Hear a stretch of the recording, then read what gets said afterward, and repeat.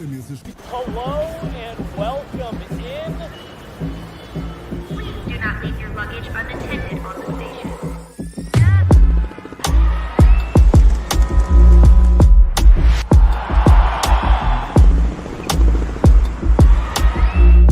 Welcome to the show. What's up, everybody? Welcome back to Guerilla Sports Off Ice. We were just here less than 24 hours ago, but we're back to preview the Avalanche game tonight with the Seattle Kraken. Game 2 of the Avalanche's little 3-game road trip here. Let's see if the Avalanche can continue to build some wins. We'll get into that. And then later in the show, we've got an awesome interview. Jesse, why don't you preview that interview for us? Just give us a little teaser, and then we'll get into some Avs hockey. Yeah, really exciting day for us at Guerilla Sports. We got to have the PWHL Walter Cup in the studio, inaugural Walter Cup, first time it's ever been awarded. Colorado's own Nicole Hensley, goaltender for now Minnesota Frost, was PWHL Minnesota last season. I've gotten to know Nicole over the last couple of years, so she brought it by before her day with the Cup officially starts. She's out running all over Denver now with the Walter Cup. But sat down for a great interview with Meghan. I was bummed I couldn't be there. You guys all got to see the new cup and hang out with it, but really excited. Nicole's great. We chatted with her last year. We caught up with them on the road. So it's nice to check in with her again now that, we're one season and one championship later. And her and Meghan had a great chat, about 30 minutes. So that's how we'll round out the show today. But exciting day for her. Nicole's great, and she's a great ambassador for hockey in Colorado, and just fun day. It's always fun when you can have a trophy like that in the studio, JJ. Yeah, 100%. A professional championship trophy, a professional active player. Not something we get around the studio too much. And check out her shoes. Her shoe game, I'd say, is on point. I like her shoes way better than Jesse's Crocs. That's for sure. Crocs coming in at a close second. Yep. Yeah, let's get into the game tonight. We really covered a lot of topics yesterday. I loved yesterday's show, by the way. It just felt good. I feel like we covered everything that's relevant right now around the Avalanche. So today we're focusing strictly on tonight's matchup. The Avalanche are in Seattle. I guess let's start with this, Jesse. If the Avalanche were to win tonight, that's a 3-game win streak suddenly they've been able to accumulate. After such a brutal start, a 3-game win streak would really do the Avalanche fan base some good. Man, I mean, like you and I, me and Meghan talked about this, excuse me, I believe it was near the end of the week, last week, where we said, like, look, you're 0-4, but we kind of mapped out what the schedule looked like going forward.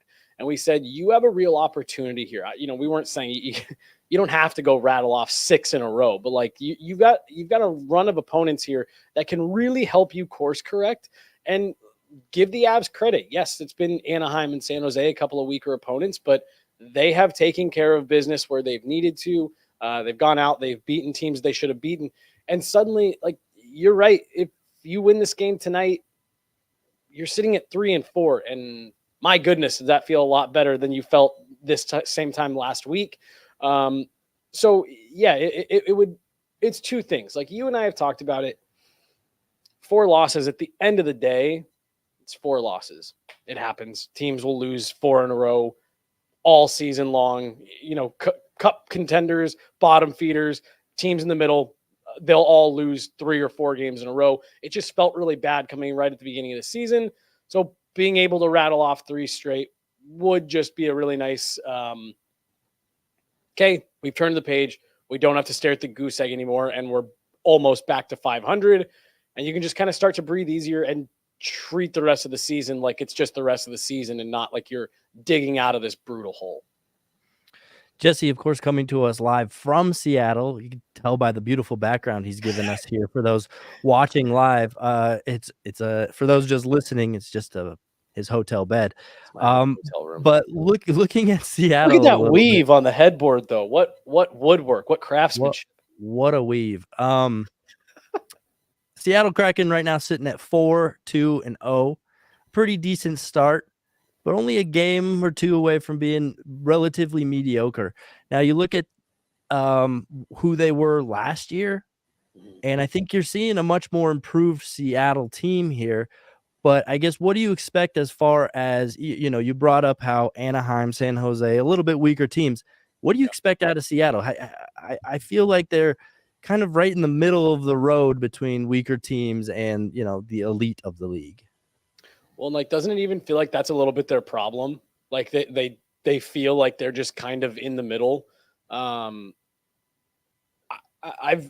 said it since it happened. I didn't like their expansion draft a few years ago. I didn't feel like they did a great job of setting themselves up for success in the immediate or in the future. Like I felt like they drafted a team that was like, oh, nice, perfectly in the middle, immediately, just right in the middle of the pack.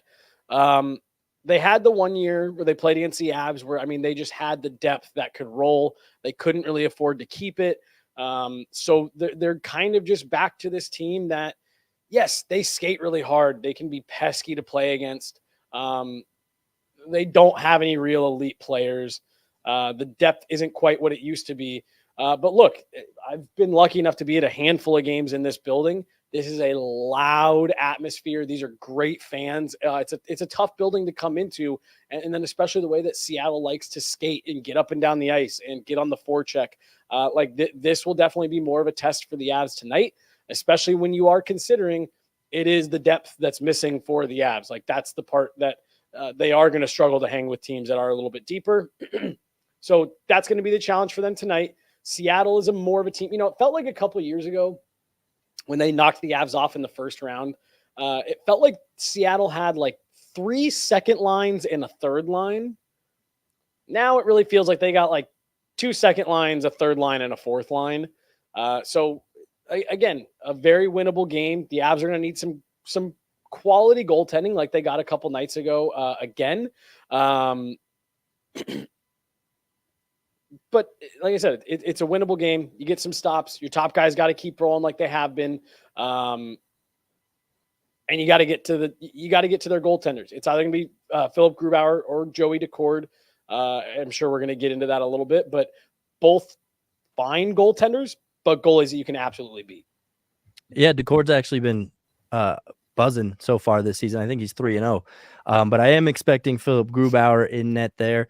More to the depth. I think the Seattle depth still is kind of there, not quite to the level it was a year or two ago, but I still think that's kind of the matchup we're seeing here. The Avalanche have the better players.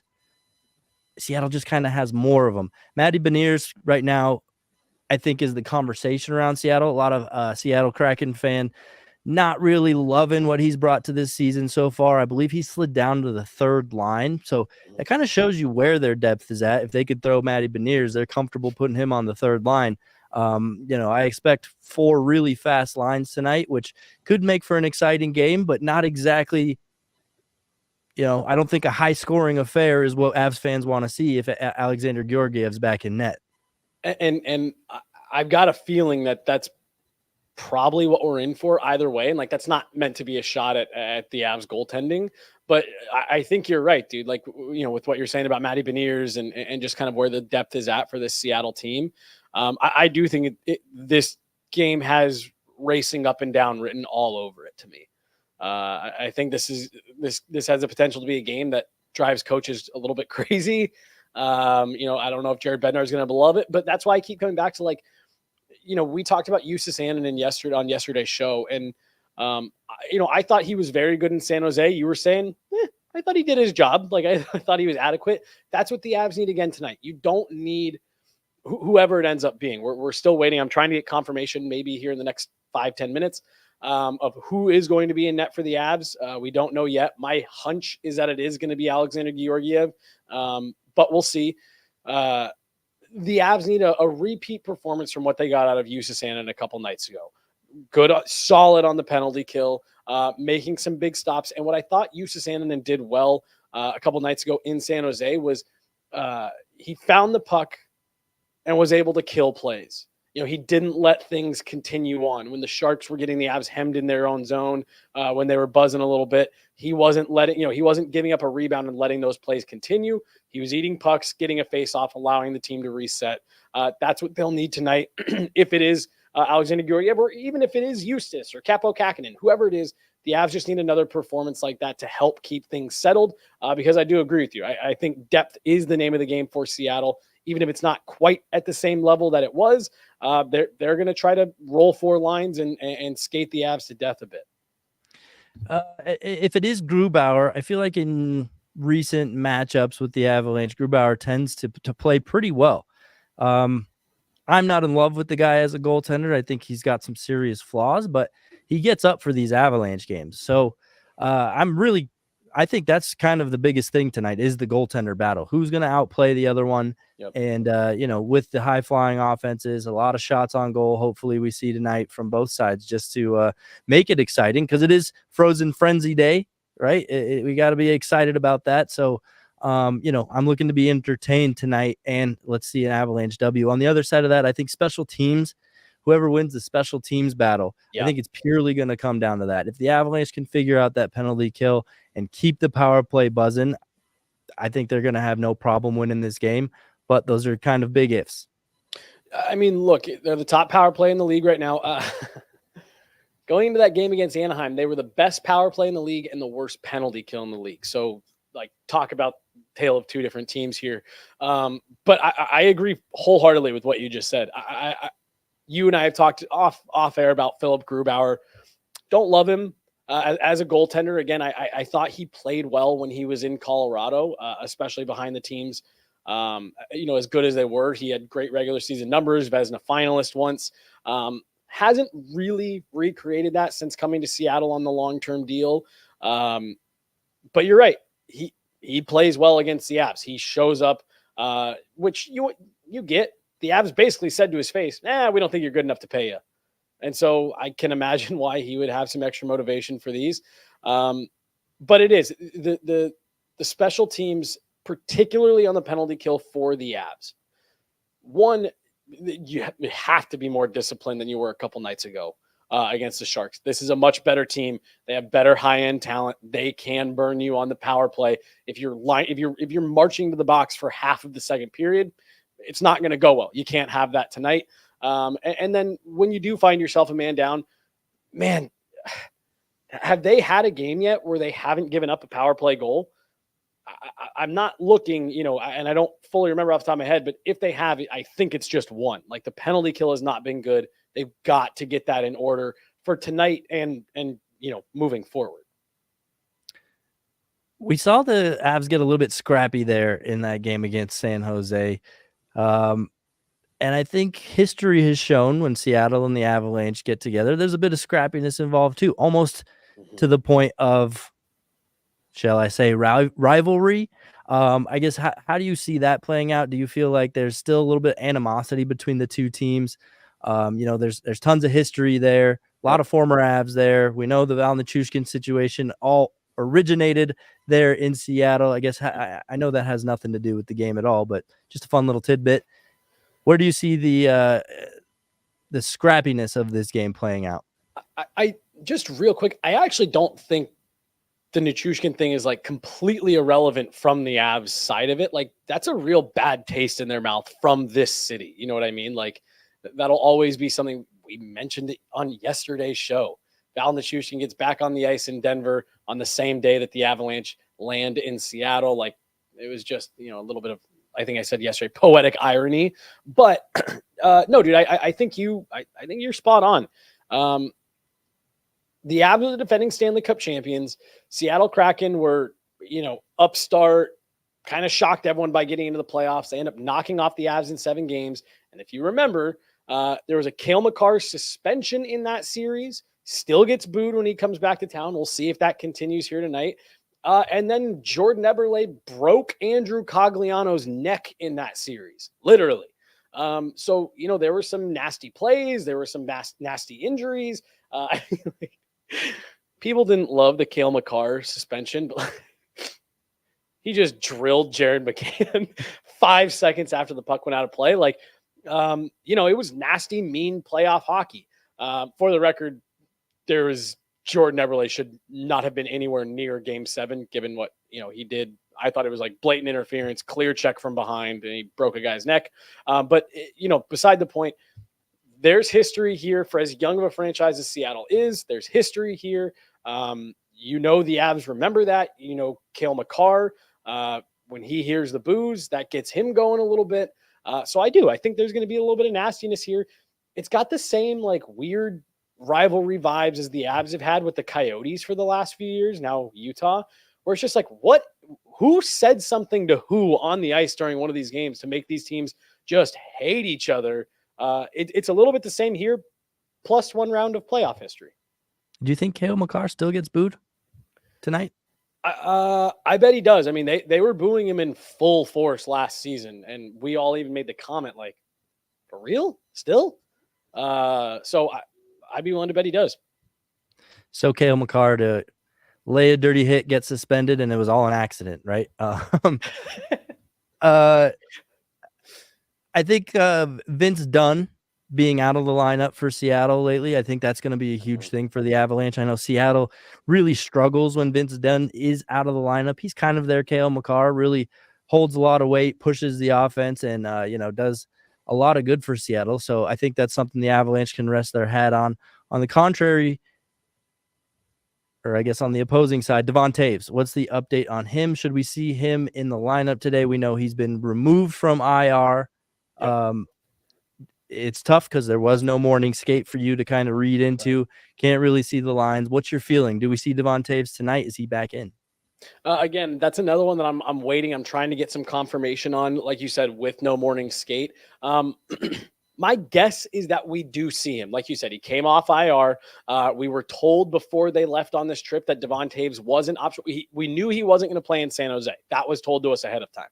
But we were told he was an option for both tonight and Salt Lake. And, dude, like I don't know.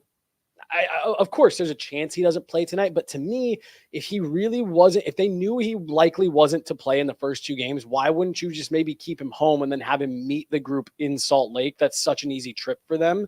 To me, that probably spells that he's going to skate. The team did practice here yesterday in Seattle. So that was, we saw him in Denver, not in a red jersey. They practiced yesterday. My guess is that was him. He was out there probably making sure that everything felt all right. My guess is that we see Devon Toews tonight. But again, I'm waiting on official confirmation for that. And if we can't get it ahead of time, we'll definitely be there during warm-ups to let you guys know if he's on the ice. But my guess is that we do see Devon Toews back tonight, which would be a huge boost for this Avs back end. Absolutely. Not just literally, but also for the morale of the group. I think Devon Toews, brings a lot of comfort to the players around the room. So Vince Dunn out, Devon Toews in. I'm liking the Avalanche chances, at least here in the preview. You look at the odds makers, the Avalanche are favored, but not by much. So they're expecting a good game, but I don't know. I feel like the Avalanche are gaining momentum. They're getting better with each passing game. Georgiev maybe fresh off a rest. I like the Avalanche's chances tonight. The vibes are high, dude. Like, look, you're still 2-4, so no one's trying to get too far ahead of themselves. But it felt like they were building during that losing streak. Like, it felt like you could see the incremental progress. Now they've been rewarded for it twice, and you can just tell that there's everyone's just breathing a little bit easier in there. This has been ever since the playoff series, this hasn't been a super friendly building to them. I think they're going to want to shake that.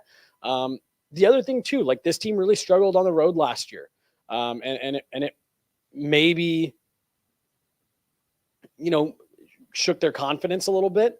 I think they want to keep things going on the road here. You lost the season opener to Vegas.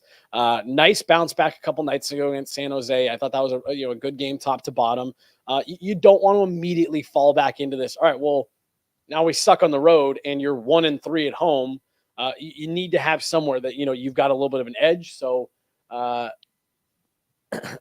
with you. I think I think they want to keep this going. I think they would love nothing more than to come home at 500 and suddenly it's like none of this ever happened. And you can really, like I said off the top, you can get on with the season, if you will.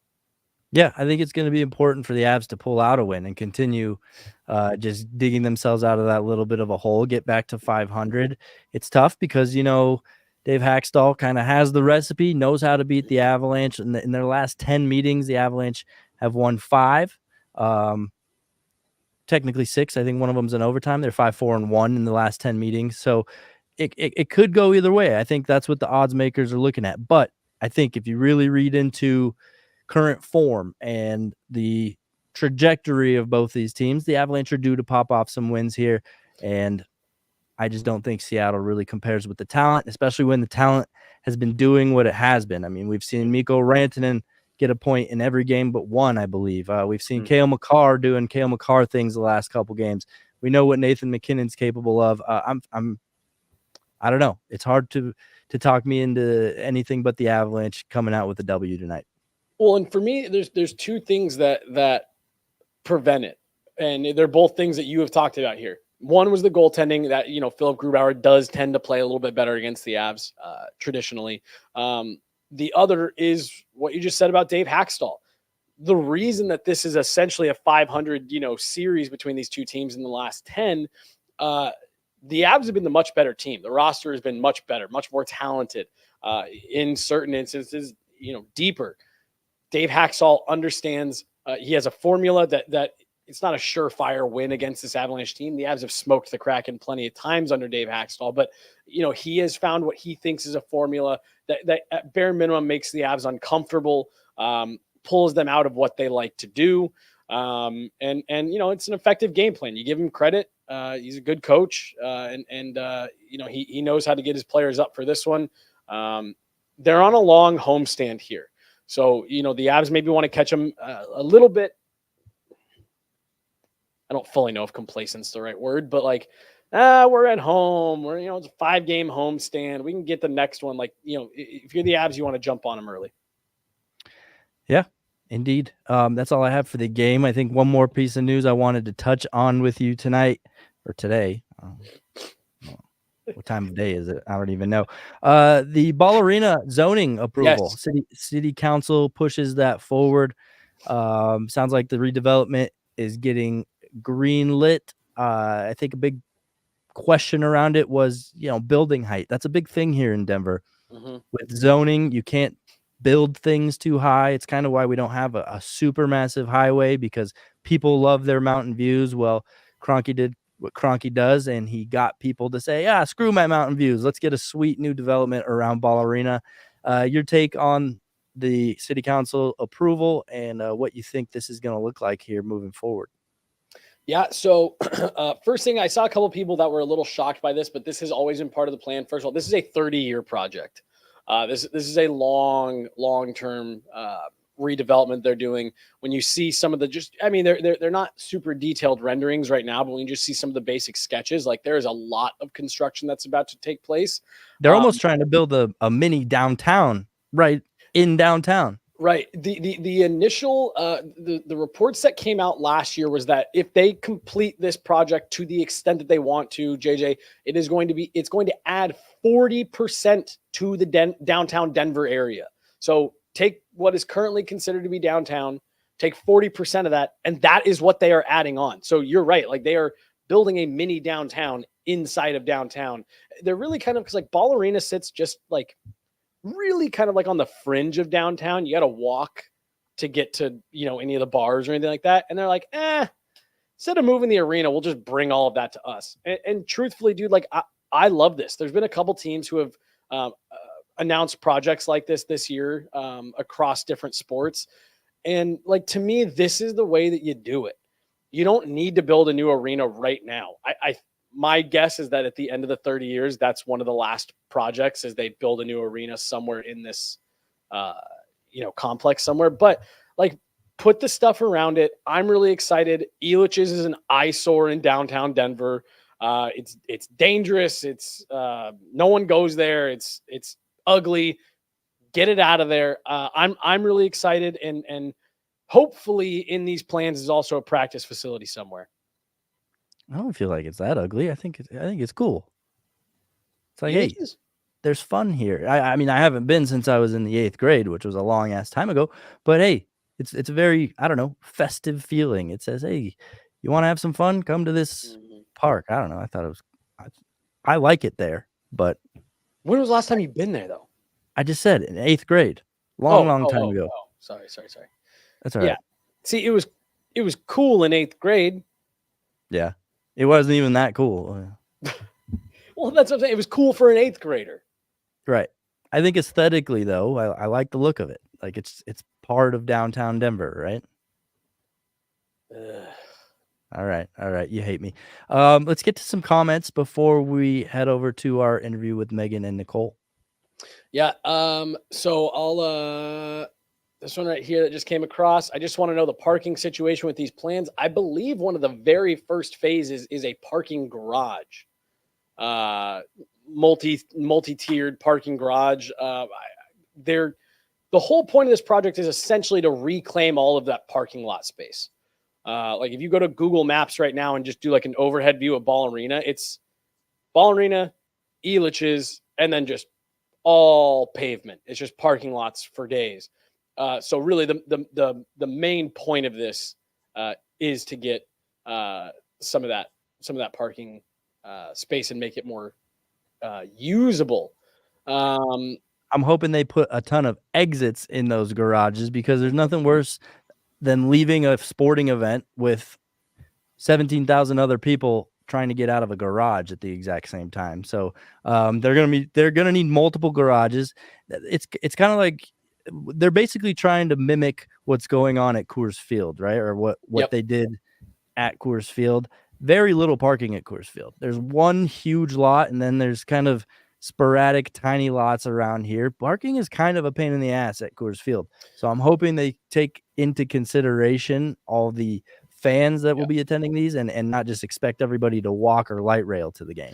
Well, and see, that is the one thing that I do worry about a little bit is the other part of this development is to make better use of the space that is currently in between Ball Arena and Empower Field where the Broncos play. Because again, like there is a walking path to get from one to the other, but it's far and it's kind of, there's nothing going on. It's just, dirt paths and the creek that runs through there and all that stuff. I do wonder a little bit if they are going to make the big emphasis behind this, like, oh, take the light rail and it's one stop for both places. I do worry about that just a little bit. What?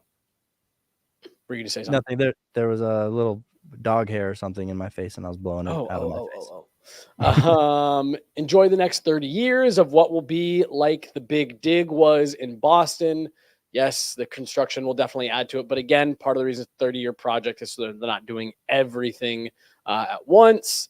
Going back to the beginning, Seattle has a better goaltending. I think you and I both agreed with that. Were there any comments that you hold on 1 second.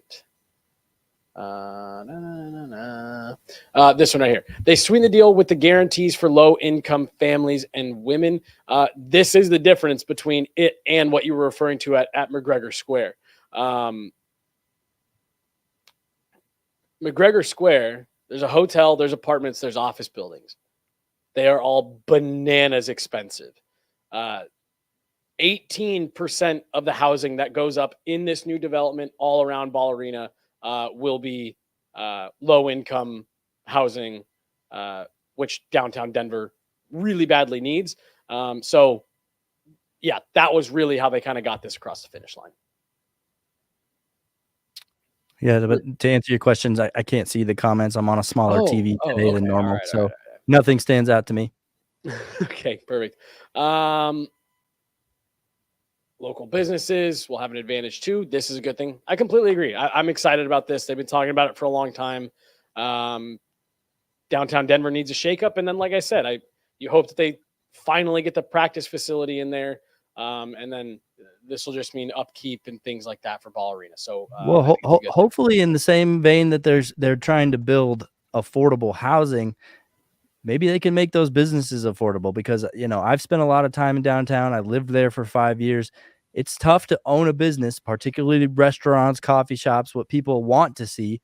Those are tough to make money with the lease costs of having a business downtown. So I hope if they're thinking about the citizens who are going to move there and have it affordable, I hope the business owners as well can catch a little bit of break and make it affordable there for them as well. I mean, when you look at McGregor Square, that's what they do there, and it's great. I love it. Well, I guess I don't know if they make it affordable, but like they've got good businesses in there, so that's what you want, right? All right, and then the last question here, which leads us in a little bit, is there any rule about an NHL team attempting to sign a player from the PWHL? No, there is no rule that says that they cannot do that. There have been a few instances over the course of NHL history where female players have been invited to camp or preseason games. So no, there is no rule that stops anybody in the NHL team from talking to our guest today, Nicole Hensley. I'm excited for everyone to hear this interview, JJ. I've had the opportunity to sit down with Nicole before. She's an outstanding interview. Like I said off the top, she's a great ambassador for the sport in Colorado. And look, 2-time Olympic medalist, including an Olympic gold, 6-time world championship medalist, and now a Walter Cup championship, most decorated player from Colorado, and it's kind of in a runaway here. Go ahead. Yeah, I mean, look at the attention. We just saw Troy Terry against Anaheim. How excited was everybody to talk to him? Anytime you see Brandon Carlo against the Avalanche, it gets brought up that he's a local. Well, she is kind of a tier above those guys. Imagine Nathan MacKinnon or Igor Shesterkin being from Denver, Colorado. That's kind of the parallel you can draw with Nicole here being from Colorado. So a huge get. I'm excited for this interview, and I'm excited for everybody out there to give the interview, and shout out to Guerilla Sports for giving a little bit of attention to the PWHL. It's not something that a lot of people dedicate much time for, and it's definitely something that's going to be growing. We've seen how the WNBA has grown significantly, even just in this last year. And a big reason for that, they've been getting attention. The stars are being publicized, people really giving them the attention they deserve. So, I think it's good that we kind of pioneer the PWHL here in Denver, and maybe it leads to a team here one day, because, Denver definitely deserves it. Well, and Nicole's talked to me about that before, that's something that she's already, putting in league officials' ears, hey, Denver would be a great place. Denver would be a great place for the first expansion. Let's make sure we're getting out west. And yeah, when you mentioned Shesterkin, when the PWHL did their inaugural player distribution draft last year, the first goalie taken off the board at number 12 overall was Nicole Hensley. So, I mean, she is among the league's elite in net, Team USA, all of that stuff. So you're 100% right. She's the real deal, and she's from Lakewood, Colorado. So really excited to have everyone hear this chat with her and Megan today. That's going to do it for JJ and I. We're going to be bringing you guys everything from Seattle tonight. But for now, JJ, great to chat with you. Everyone, Nicole Hensley, Minnesota Frost goaltender, 2024 Walter Cup champion, Colorado's own Nicole Hensley. The league had put out mock-ups of what it was going to look. All right. Today we are joined by a very special guest. Olympic medalist and Walter Cup champion Nicole Hensley is here doing an interview with Guerilla Sports before her day with the Cup. How are you doing today? I'm good. Yeah, super excited to be here. Thank you guys for having me. Thank you for stopping along the way. We're really honored to have it here. What was your reaction to seeing this trophy in person? I mean, it was kind of being the inaugural season for the PWHL. The league had put out mock-ups of what it was going to look like, so we kind of had an idea of a 2D on paper rendering. So the first time that anyone had ever actually seen it was when they opened it up after Game 5 to award our team with it. So it was kind of crazy to just wait, and you weren't exactly sure what you were going to see in that Tiffany's box. So it was pretty cool to get to see it, for the first time along with everyone, and then to get to hoist it shortly after was pretty cool. And you grew up as an Avs fan, and now with the Walter Cup win, the Avs organization is recognizing your accomplishments with some congratulations from the players. I think Bernie might be making an appearance. What does it mean to you to have your ties to Colorado hockey come full circle in this way? Yeah, I mean, it's pretty cool. It's I first started playing hockey when the Avs won the Cup in 2001. So I was a huge Joe Sakic fan, huge Patrick Waugh fan. So, just to be able to, just see the game celebrated at the highest level. And, it's I think it shows how big a deal it is when you've got what we consider like our counterparts almost in the NHL on the men's side to recognize, what we're doing on the women's side. It's pretty cool. How does that connection to your roots in Colorado hockey inspire you now as a professional and a champion in the PWHL? I think either with the national team or with the PWHL, like as players, we've always thought of it as if you can't see it, you can't be it. And being out west, growing up out here, there wasn't a lot of women's hockey for me to watch growing up. It was basically the Avs and the national team came in and played one game in Colorado when I was a kid. So that was the only exposure to women's hockey I'd had in person. So just to be able to provide a role model or something for young female hockey players to look up to, I think that's really cool to be able to do, and for the games to be so accessible on YouTube is a big deal. If you can't see it, you can't be it, and that's something we really pride ourselves on, is pushing the game to more and more of a spotlight where everyone can see it and enjoy it. And before we dive into this incredible playoff run, I want to peel back to your youth hockey days here in Colorado. Can you tell me what your path through hockey was like, kind of how you first discovered your love of the game?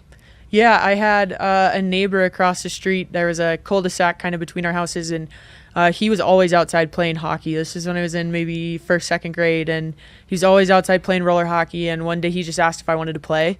And so I was like, okay, and him and I would just be out there every day, like playing, and his parents came over one day and told mine, tryouts are coming up, you could let her try it for real on the ice. And my parents are from Kansas City, Missouri, so hockey wasn't exactly on their radar. So that was kind of how we got exposed to it. And then I watched the Avs Cup run in 2001, and I just knew that that's what I wanted to do. I wanted to be on the ice. And so I started playing at our local boys association, which was the Foothills Flyers organization. It wasn't picking that over girls or anything. We didn't even know a girls program existed. It was just this is our local association. This is where we go. So ended up staying there and playing with the boys all the way up through my sophomore year of high school. And then I switched over to the Colorado Select AAA program, and that was just to have a chance to be seen by colleges and hopefully earn a college scholarship. So it was kind of just playing with the boys growing up and making best friends. I never would have dreamed to be here where I am now, but it was certainly a lot of fun growing up and playing hockey in Colorado. Were you always a goaltender? Did you try other positions first? I started as a player, and we kind of got to when I first started playing, you could try it if you wanted to, and so I tried it one game. I don't remember anything about the game. I don't remember if we won, lost, whatever, but there was something to it that I wanted to try it again. So it was kind of the next year I was kind of the backup goalie. So still mostly skated out and played a couple times, and then it was half and half, and pretty soon it was kind of had to make a decision one way or another. And I loved the gear. I loved getting to play the whole game, and just kind of stuck with it. And as you've climbed through the ranks of hockey, you've also played in different women's leagues. They've kind of transformed over the years. How did you adapt to the changing environments?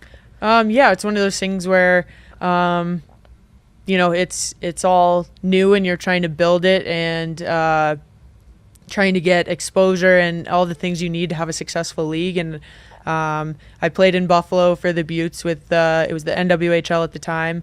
And we had great backing from the Pagula family, and it felt like a very professional environment. And we had a great team, great time, and it just was one team that was treated like that rather than all of them at the time. And in order to kind of push the game forward, there was a group of us that created the Professional Women's Hockey Players Association, and we played in what we called the Dream Gap Tour, the secret Dream Gap Tour, and it was just to kind of bring awareness and to the fact that there isn't a sustainable women's league that could get us to that next level. And our leadership talking with investors and trying to reach a place where we felt like we could all come together and create one league that would be sustainable and be something that would be in place for a long time. And in the inaugural season of the PWHL, we're seeing an unprecedented level of visibility for women's hockey. I guess, first of all, could you feel that level of interest and those eyes on you throughout this season? I think it was pretty clear right from the outset for our team. Game 1 in Minnesota against Montreal. There was a game that had like 8,000 people, I think, in Ottawa. They'd sold out the capacity at their building, and so that kind of like set the precedent. Like, oh, we're selling out like buildings, like lots of people are coming to these. And as we were creeping forward to like our opening home opener, we kept hearing like, oh, they had to open up the middle level or at the XL Energy Center, and then it was like, oh, they had to open up the top. And so to play our first game in front of 13,000 was really eye-opening. And I think not just for us, I think it was something we always felt like, if you give people a product and you tell them about it and where they can find it, and they will come. And I think that was just kind of like a full circle moment to see that happen. And it just continued to happen through the entire season. We played all of our weekend games. We were right around 10,000, if not over. And then for our playoff games again at home, we were back up there to around the 13 mark. So, and that's in June, when people are not thinking too much about hockey anymore. So, it was crazy to see. There were so many sellouts all over the league, and felt like we just kept playing in bigger venues, and people just kept showing up. And so we're excited to continue to build on the momentum. And throughout your career, you've played on international stages, notably the 2018 Olympic gold win. How do you think that experience has impacted the growth of the women's game? I think when we won gold in Pyeongchang in 2018, the reaction we got, I think, was bigger than people realized it would be. And some of it, I think, is due to the fact that you're just seeing that across women's sports. Like, people are paying attention. People want to watch it. It's getting more coverage. And that was an eye-opening moment in and of itself. But then it's like, okay, we had that big game, and now what? Where does it go for the next 4 years until the Olympics come back? And so I think that was where it was like, really kind of the proof that we needed this league and this visibility to really push the game forward. But to just, from a playing standpoint, to have been around big games, to have played in big games, I think kind of gives you a little bit more security when you're playing in front of those big crowds. It feels a little bit more familiar. So that was definitely helpful this year. And you've played alongside some of the best players on Team USA. Now you're playing opposite them in the Professional Women's Hockey League. How has that dynamic shifted from teammate now to, I won't say rival? Is there respect, or does that up the intensity a little bit? I think in a different kind of way, because it's like we're all such good friends. We're all, like you said, very ton of respect for each other, but we really want to beat each other at the same time. So I think that was kind of a cool aspect this year. I think playing against Boston in the finals, like, they've got Erin Frankel and Hillary Knight and Hannah Brandt and such big names over there that it was like you knew you were in for a fight every single game, and each team was going to have to play their best. So it's definitely a little bit different. It's, between whistles, it's all business, but then at the end of the game, it's always good to see them after and, give hugs and kind of laugh if something funny happened. But for the most part, it's all business. And shifting to this last year, the inaugural season must have come with a lot of expectations, maybe some pressure. How did you and your teammates manage that pressure of creating a legacy, just not only for the league, but for the Minnesota team? Yeah, I think what's really cool about having set teams and set markets is kind of the ownership that you feel over the organization, and it just in terms of really wanting present the team well and play hard for the team and the fans, and the same time feeling that same love back from the fans, like it's their team, and so that was really cool to just be a part of that. And I think it's just getting even better with the logos and everything like that coming into play now, and so just, I don't know, just trying to represent the purple well.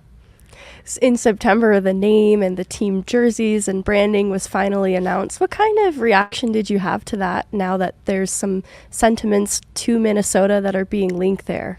Yeah, I think leading up to it, everyone kept asking, like, oh, you guys got to know what it is. You got to know what it is. And we're like, no, we really have no clue what it's going to be. And they kept releasing hints and stuff. So we were all talking to each other and other teammates. And it's like, oh, I think it's going to be this. And kind of like having, kind of guessing games and stuff. But when we heard that we'd be the Frost, I was excited about it. I think it fits Minnesota well. I think it fits the state as a whole well. And, the logo's kind of fun. And it's just, to start getting to a point where now it's just not like, oh, I play for Minnesota. It's I play for the Frost and have that name and kind of brand recognition is really exciting. And going back to that first question about managing expectations, were there any rituals or leaders that emerged that helped to foster unity on a new team? Yeah, I think our captains did a great job. Kendall Coyne-Schofield, Lee Steckline, Kelly Panic, our captains and assistant captains, and I felt like we were always kind of an older team compared to some of the others, I think. So, and we had a lot of people already based in Minnesota. So you had a lot of people very comfortable with the area, very comfortable with, their friend group and where they were in life and all of those kind of things. So it felt different than college where you're all together all the time. It was kind of like, come to the rink, do our thing. We might go to dinner or do something like that. But it was kind of like, I don't know, it was like we go do our job, we go home, we relax, we come back and do our job again, we hang out a little bit, but it just felt a little bit, different in that way, but at the same time, it just maybe more mature. I don't know exactly what it was, but that definitely helped us. We really came together naturally down the stretch of the season. Even when we were struggling at the end of the regular season, it was still a really tight-knit group, and I think that is kind of what got us over the hump in the playoffs. And the Avs have adopted a big hat that they award to kind of the player of the game now. Did you have anything like that, a jacket or a chain? Yes, we had said early in the season, we were like, we got to get something, and we were kind of trying to come up with something quick to just have, and then we're like, oh, we'll replace it, we'll get something better later, and then it just kind of stuck. We got these glasses, they were purple glasses, and then they were the shape of a star, so it was like, your star of the game or whatever. So it was nice. They just had a little case, they fit in everybody's bag, easy to travel with. We were like, oh, this makes a lot of sense, and obviously the purple is a good fit as well. So we'll see if that sticks or if we got to come up with something else this year. Something new? Yeah. In the playoffs, you had standout performances, including 2 shutouts. How do you stay locked in over the course of an entire playoff series, especially in crucial moments like the Walter Cup final? Yeah, that was definitely it was a different animal. Where in women's hockey, I think we're very used to playing a lot of like winner take all, one game means everything, like be it for a world championship or an NCAA championship or an Olympic medal. We're used to that winner take all, one chance mentality. So to kind of have to step back and be like, we lost game 1 in the finals, and it was like, okay, this isn't the end of the world. Like we've got, that wasn't it. We've got more chances. We can still put our best foot forward. So I think that was important to manage kind of the highs and lows of it, to be like, no matter what, we're coming back the next day for another game, to remember that throughout the kind of the trip. And our coach, Ken Klee, had sat us down. Obviously, he'd played in the NHL, and he was like, the thing about these playoff series is once you're in them, they go quick. So we're going to talk about this now. Like, don't leave anything undone. Don't leave anything to chance. Like, you're going to look by in games 1, 2, 3, 4, 5 are gone. So it was kind of having a leader at the top that had been through that before was really helpful to know how to manage players' minutes, players' recovery, but also knew how to manage the mental side of it. Can you take me back to the disallowed goal in Game 4? First and foremost, how do you view that as a goalie? Oh, it was absolutely not a goal. Absolutely not a goal. I was watching it from the other end. I didn't see Taylor run into Aaron, so I just saw like Sophie hit the puck. It went in the net. Arms were up, so I was just skating a million miles an hour to get down there. And we're all kind of like hugging it out. Gloves are off and everything. And I kind of glimpse center ice, and I see Hillary Knight up there talking to the official, and now I like reach into the pile, and I was like, Kendall, like Hillary's talking to the officials, like, you better go see what's going on. And so as soon as they replayed it on the board, I'm like, me and Maddie Rooney are standing next to each other, and we're just like, both goalies just like, ooh, yeah, we're not done here.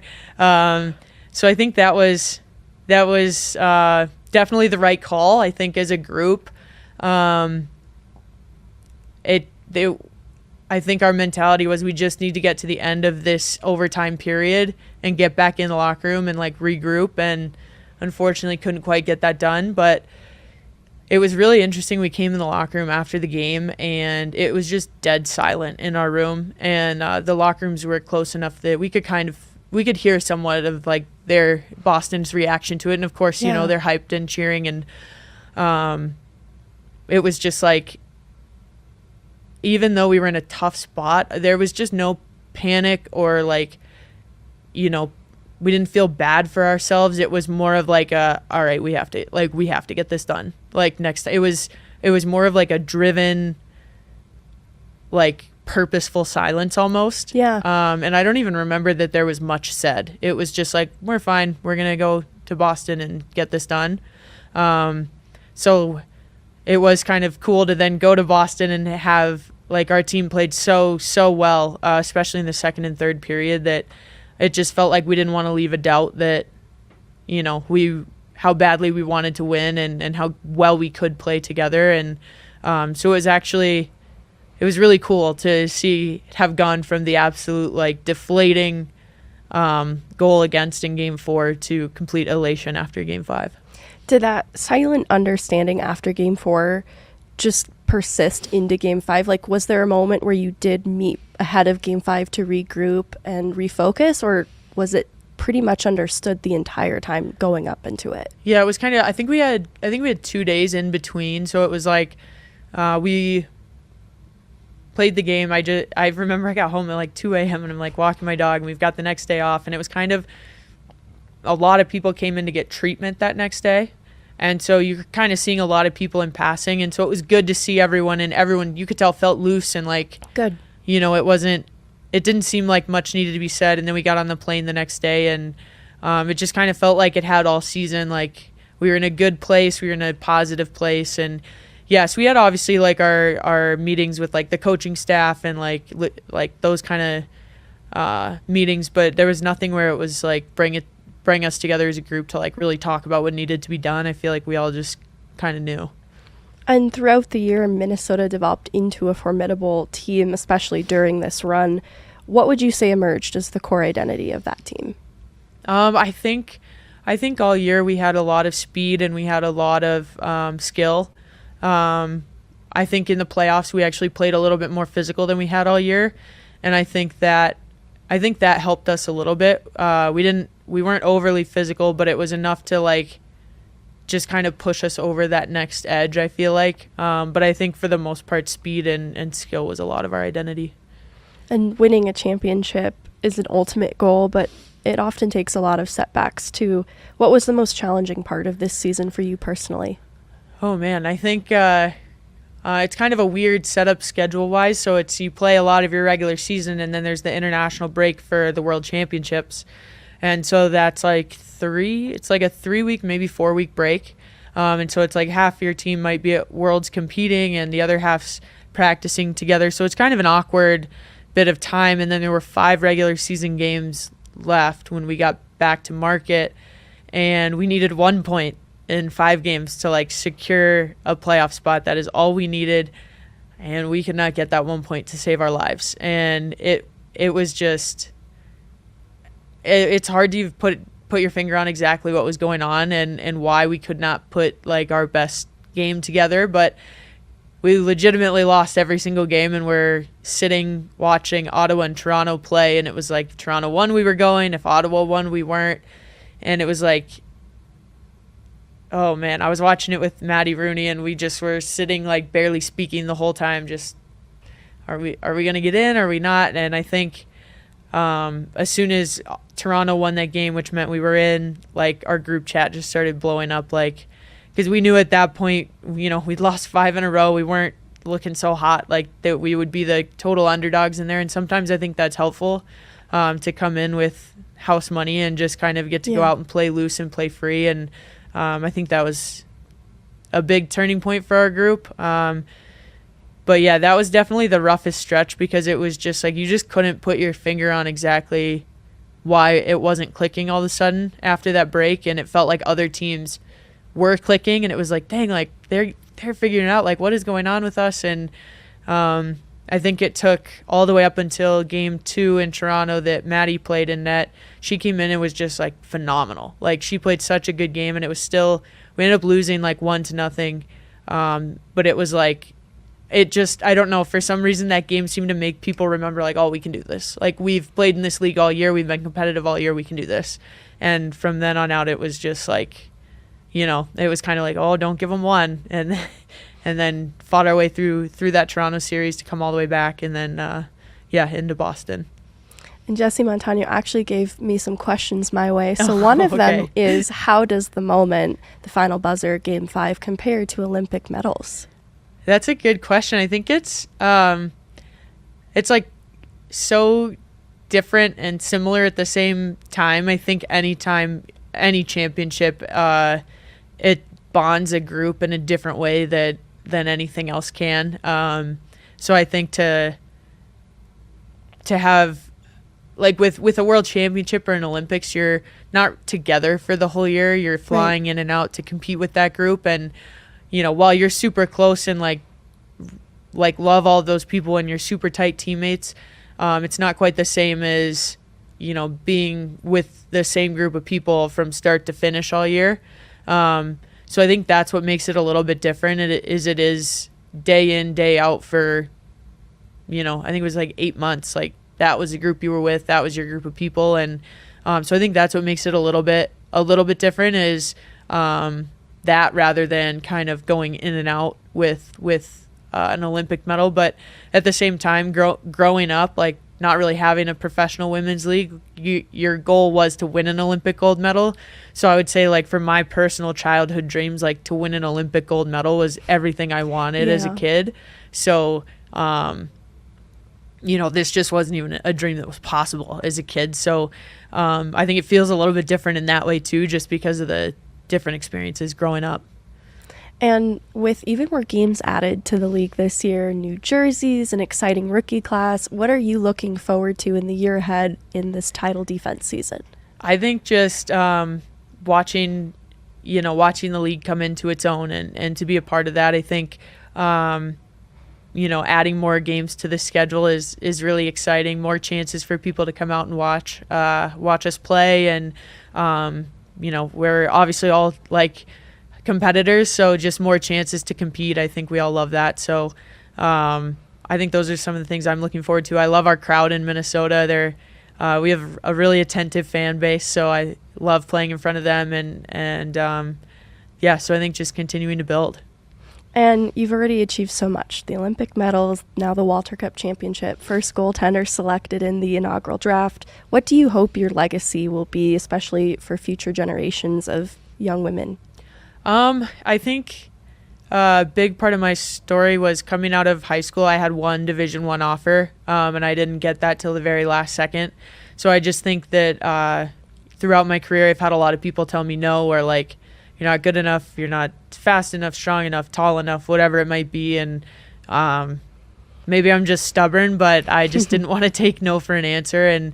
And so I feel like that's kind of a big part of my story was I had the belief in myself, and I surrounded myself with people that believed in me too and would push me. And so I think just you have to believe in yourself before anyone else is going to, I think is kind of the biggest piece of advice I would give to anyone.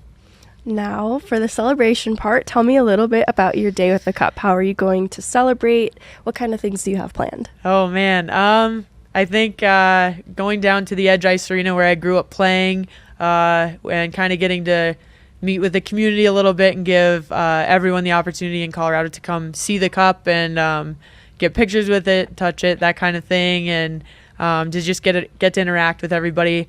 That'll be a fun part of the afternoon. And then I got a little party at my parents' house this evening with some friends and family that'll just be fun to see, you know, some people I haven't seen in a long time living in Minnesota now. And then probably going to go to Red Rocks and get some photo ops and stuff like that. And I don't know, hit up some of my favorite local spots. I love ice cream, so I'm gonna probably head over to like Little Man Ice Cream and put some ice cream in it and eat out of it. So yeah, just some fun stuff like that.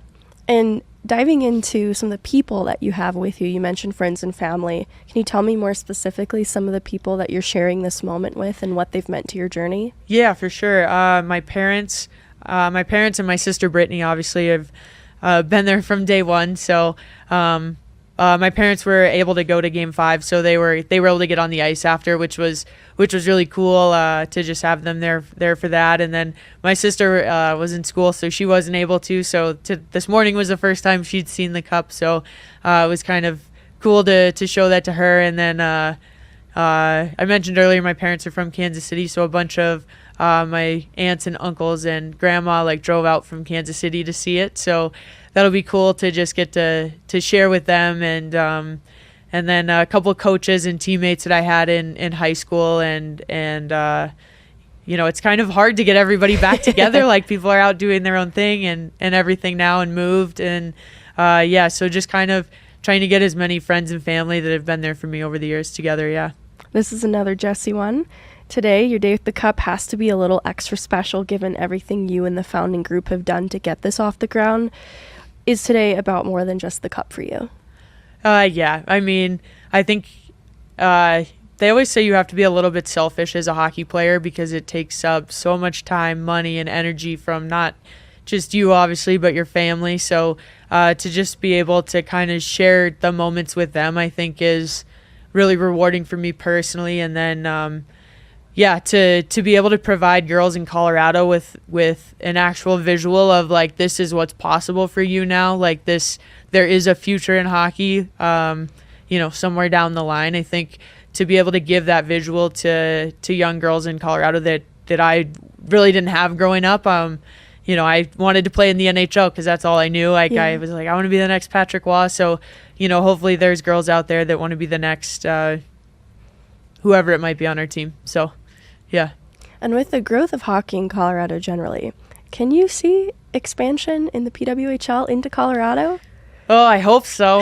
There's so many good markets, and I definitely think Colorado is one of them. And I think we saw a lot of maybe a lot to stretch, but we've been doing games in other markets just to see the reaction and stuff there and the potential growth, and I think that'll continue to happen this year. So. It's just exciting to think about the future of the league, and obviously, it's a good founding six, and I think we're all looking forward to the day when more are added to that group. That's awesome. I won't keep you from your day with the cup any longer. Thank you so much for taking the time to do this. Nicole Hensley, Walter Cup champion. Thanks for having me today. It was a lot of fun. Thank you.